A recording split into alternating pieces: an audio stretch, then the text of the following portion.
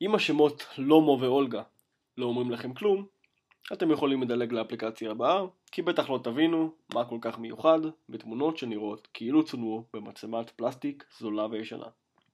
כי זה בדיוק מה שהאפליקציה הבאה עושה.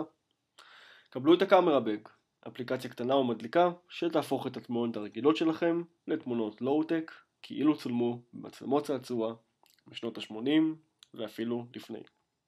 ניתן לצלם דרך האפליקציה או לבחור תמונה שכבר צילמנו מראש, ובנגיעת אצבע לתת לה את המגע החלומי. נדליק את האפליקציה.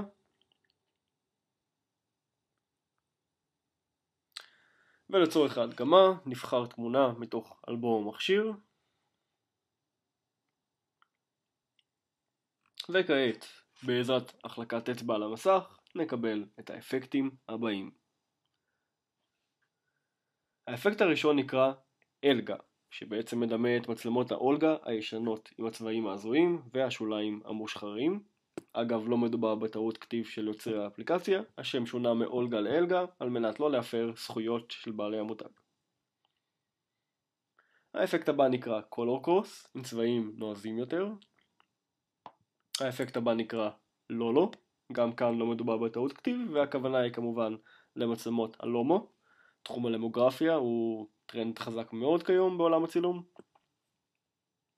האפקט הבא נקרא פשוט פלסטיק, והוא מדמה תוצאה שהיינו מקבלים ממצלמות הפילם פלסטיק הפשוטות, או בשמם העממי פוקט. האפקט הבא מדמה צילום מתוך מגזין. אפקט אינסטנט מדמה, כמו שאתם רואים, את מצלמות הפולרויד המתולוגיות. סילבר הופך את התמונה לכסופה משהו, רמז אולי לאחת משיטות הפיתוח הישנות. מונו הופך את התמונה למונוכרומית, שחור לבן אם תרצו. 1962, כנראה שכך הייתה נראית התמונה אם היינו מצלמים אותה בשנה הזאת. התקדמנו ל-1974 וקיבלנו אפילו גוון ספיה עדין.